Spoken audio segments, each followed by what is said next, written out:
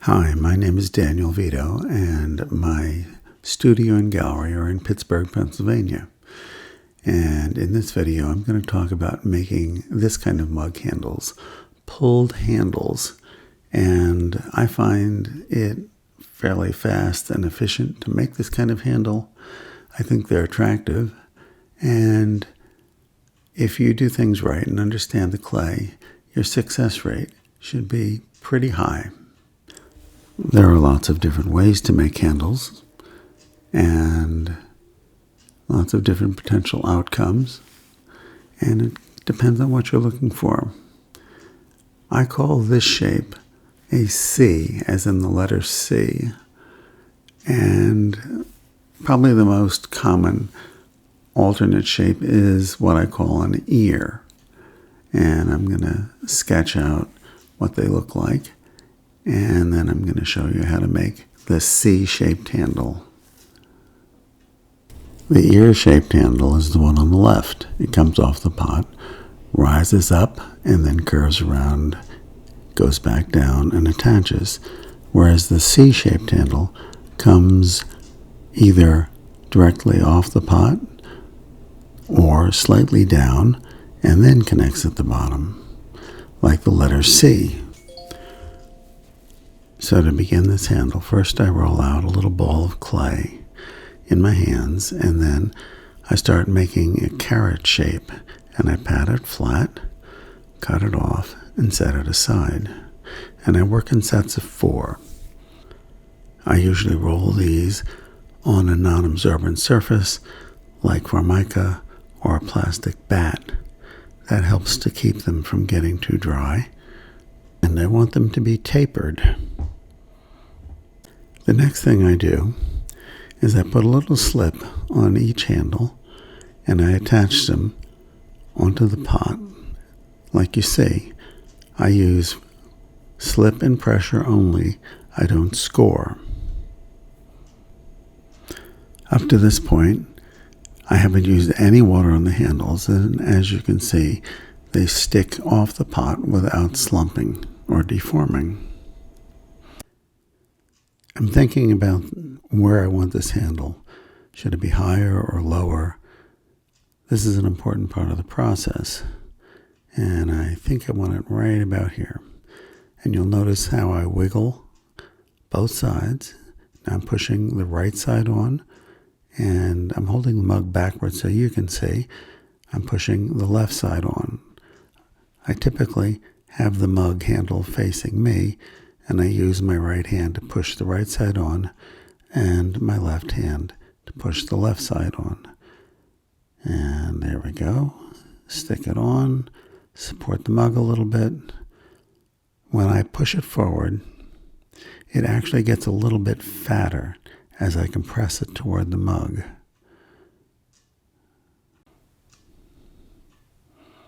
Here's one more, and I'm rounding the end of the handle before I attach it.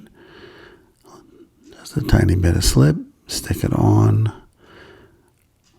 Right hand on the right side, left hand on the left side.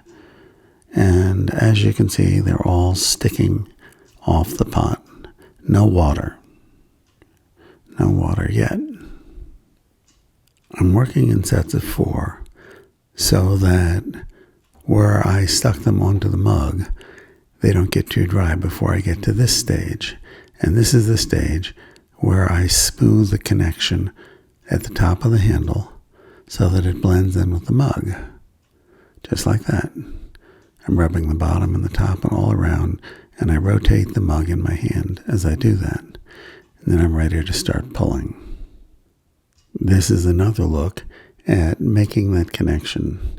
See how I rotate the mug in my hands, smoothing the top and the bottom and the sides. When I start to pull, I use a lot of water. So I slide the bucket over to the edge of the table and I pull over the floor so that all the dribbles land on the floor. The handle needs to be well lubricated, or when you're pulling, it will rip off, and the clay needs to be nice and plastic.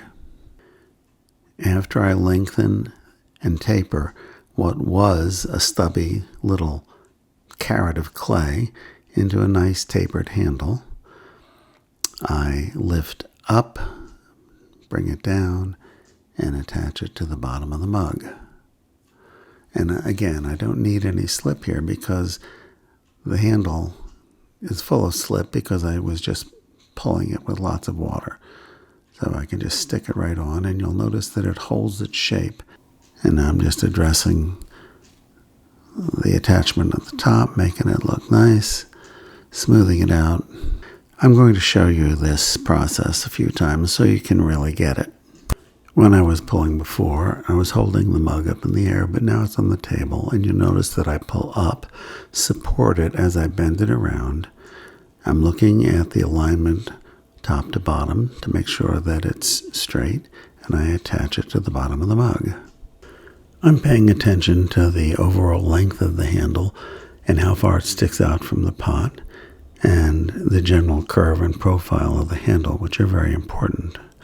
Also, I'm going to address the issue of spring and memory, and I'm going to get into that in a little bit more detail later, but that's another important step here. Now I'm going to go back and talk about the actual pulling process. Notice the way I hold my fingers. Okay, that's between two fingers, and then I pull with my thumb on the edges to round the edges, and I'm looking for a taper in both the width and the thickness of the handle. And that little stubby thing that I rolled out before, that little carrot, is getting nice and long. Okay, now I'm going to pull it a couple of times while it's sitting on the table. I'm working on the edges. Notice the left and right and left and right. And this is down the middle. Okay, and bending and attaching. So the other time I showed you this, the mug was sitting on the table when I did that, and now it was up in the air. And notice that stroke right there. Again, that's where I get some of the memory out of the clay. And that's what helps prevent the handle from springing off the pot when it dries. I'm going to get back to making this video in just a minute, but first I want to tell you a little bit about myself, my studio, and my work. I own Fireborn Studios, and I can see it from my deck down in the valley, and I can also see downtown Pittsburgh. My house is filled with pottery. I associate each piece with a time and a place and the person who made it. In my gallery, I have my work and that of a few other potters. Most of my current work is ash glazed porcelain. I also use a beautiful variety of traditional glazes. To purchase my work or find out more about me and Fireborn Studios, click the links below. I left off talking about memory and handle springing off pots, and here are two examples. In order for your handles to stick to your mug, the mug needs to be a little bit flexible, and this is how you test it. See it wiggle? That's about right. If the mug gets too dry, you can dunk it in some water, set it on a piece of plaster for a minute, and then flip it over, cover it with plastic, and let that water soak in and equalize. And you can repeat this process several times if needed until you get the mug so that you can wiggle the lip. But it's best not to ever let it get too dry. Sometimes I attach a little doodad to the handles, and this is how I do it. So I take a little ball of clay and I roll it up in my palm, then I smush it out, and I set it up on top of the mug handle and press it in place. If the mug handles are fresh, there's generally enough slip on them to make it stick.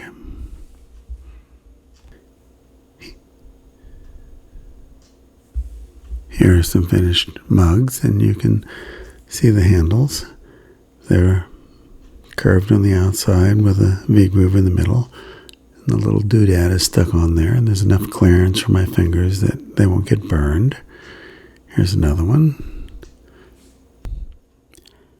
To reiterate a few key points, when you attach handles, your mug needs to be wet enough that it's wiggly. The clay needs to be plastic enough so that when you pull the handle, it doesn't tear. And after you bend the handle around and attach it, you need to wiggle the handle a little bit to relieve some of the stress and the tension in the handle so that it doesn't spring off the pot. When you're attaching the handle, you should be looking down on the mug so that you make sure that the bottom of the handle is directly below the top of the handle. And after you get it attached, you should look from the side to make sure that the profile of the curve and the opening of the handle is correct. And that stroke that you see right there is where you relieve the tension from the spring in the handle.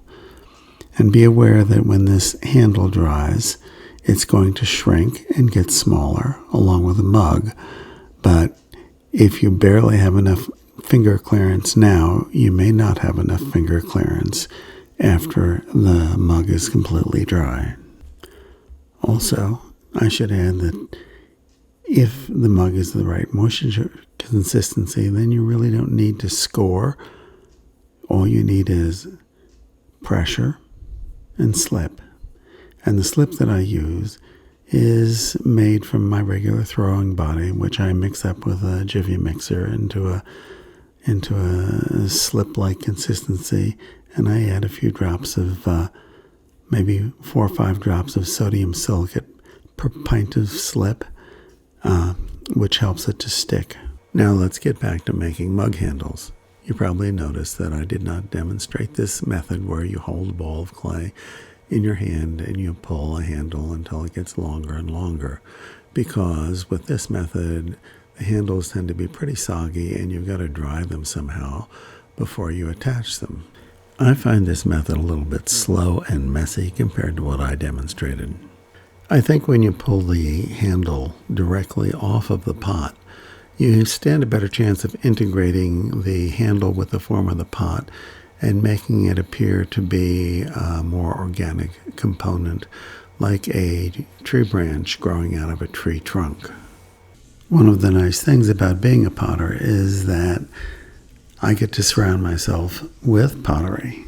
I have lots of pots that I've made and that other people have made, and I'm going to show you some examples of mug handles that I have in my cupboard.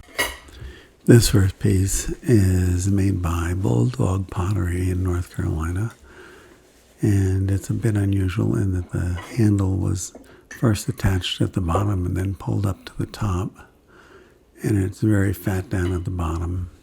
It looks a little weird, but it actually feels comfortable.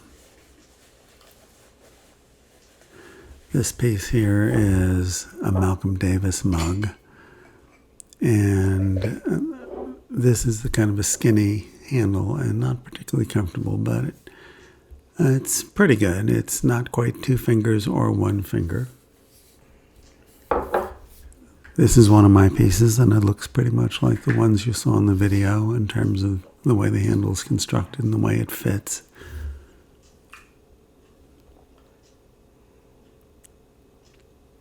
You can see the bottom is a little bit cockeyed. It's off to the left. This is another one of my pieces. This is a car cup, and it is intended to be skinny on the bottom, so it slides into the little cup holder on the car. The handle's high enough that it's above the lip of the cup holder, and it's big enough that you can get 12 ounces of liquid in it and still have about 1.5 inches or 2 inches of clearance on the top so it doesn't spill over. This is a little Dale Huffman piece. This is a nice little C-shaped handle, and it's attached kind of low on the pot, but it feels good. It's got a little texture down there where he paddled it. It's squared off on the bottom. This is a piece I got at Goodwill. This is kind of funny looking because the handle sticks out a whole lot, but it's actually quite pleasant to use. It's got a nice ash glaze.